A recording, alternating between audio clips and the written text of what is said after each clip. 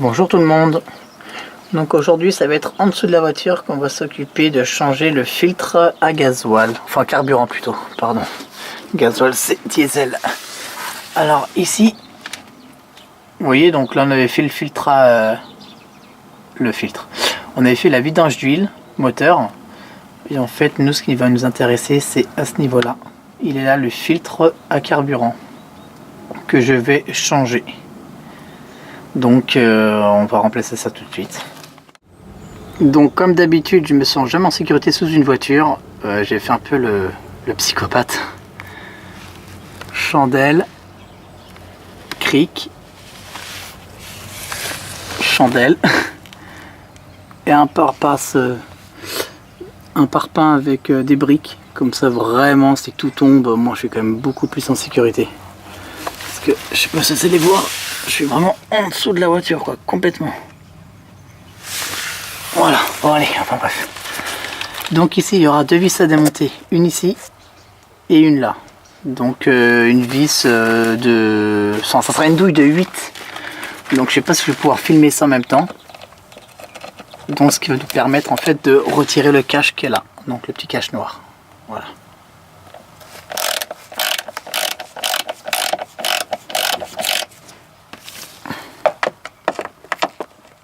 Bon, allez, je dévisse ça et je reviens vers vous. Donc la protection est tombée toute seule, hein, vous voyez. Donc il y a un écrou et une vis. Voilà, tout simplement. Donc l'écrou était là, hein, logique. Et la vis par là. Quelque part par là. Voilà, donc maintenant on va retirer donc le filtre.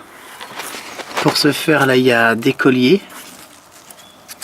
Donc je pense que c'est ce collier là qu'il va falloir démonter. Je sais pas si c'est celui-là ou les deux. Donc on va déjà voir avec un si je peux tirer.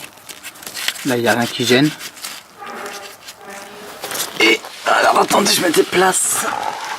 Il y aura aussi un collier à démonter là. Donc là je vous conseille de prendre un récipient. Puisqu'il y a de l'essence qui va couler un petit peu. Et pour finir il y aura donc les vis. Une vis là et je pense qu'il y en aura une de l'autre côté.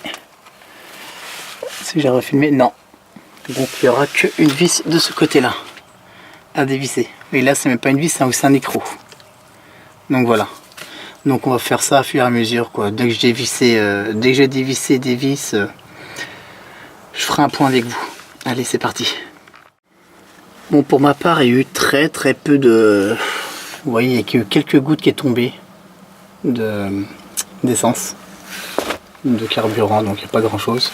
Donc j'ai dévissé les deux vis qui étaient là. Donc j'ai pris un cruciforme, hein, ni plus ni moins. Hein. Donc vous voyez ça se balade là aussi. Et j'ai fait la même chose ici.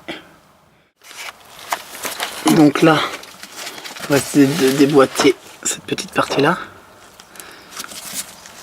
Voilà.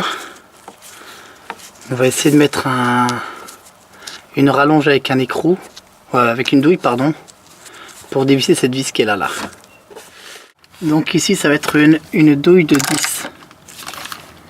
Donc voilà. Donc on n'a plus qu'à dévisser ça. Ah, c'est pas pratique, je suis vraiment très bas. Bon.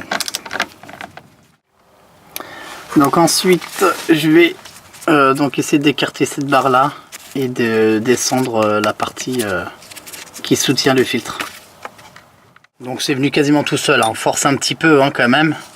Donc voilà la petite bête, la petite plaque en métal avec les petits crochets. Donc il faudra bien renfoncer sur la droite, le renfoncer à l'intérieur et ressoulever cette partie là. Donc avant de démonter le filtre, je l'ai pivoté sur lui-même pour qu'il puisse se décrocher en fait des joints, parce que c'est complètement grippé sinon à l'intérieur là. Donc en fait vous le pivotez. Faites bien attention aussi à la flèche. Donc la flèche ça va vers le moteur. Je vous expliquerai après pourquoi il faut faire attention à la flèche. Donc voilà. Donc il y a vraiment un sens. Là vous voyez j'ai quasiment retiré.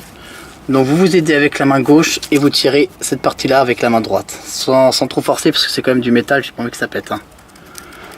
Donc voilà. Donc on y va doucement. Je vais retirer cette partie là en premier et après là-bas. Mais je vais mettre la bassine bien évidemment en dessous pour éviter que le liquide coule. Donc je confirme, hein, mettez bien une bassine en dessous, ça coulait à ce niveau-là, regardez. Ça coule encore un peu et on entend du bruit. Voilà, donc ça vient couler dans la bassine. Vous voyez, ça coule encore là-bas. Donc je pense qu'on va devoir vite le remplacer le nouveau pour éviter que ça continue à couler bêtement. Une petite précision, pour éviter que ça coule tout le temps là. Vous voyez, j'ai trouvé un petit bouchon, en fait je ne l'ai pas trouvé. Le bouchon était fourni avec le nouveau. Je suis vraiment désolé, c'est pas pratique de filmer sur la voiture. Vous voyez, il se trouve là le nouveau.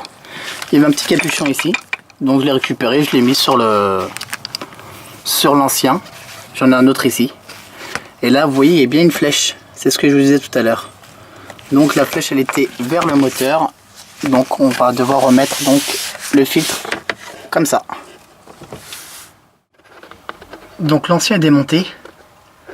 On va se dépêcher pour remettre le nouveau. Donc lui, je le laissais goûter en attendant pour récupérer l'essence et le remettre dans le réservoir.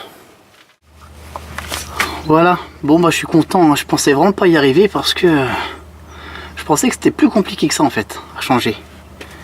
Je pensais qu'il fallait avoir un outil, parce que sur la RT il dit qu'il faut avoir un outil spécial pour démonter la durite qu'elle a là et la retirer en fait de son support quoi.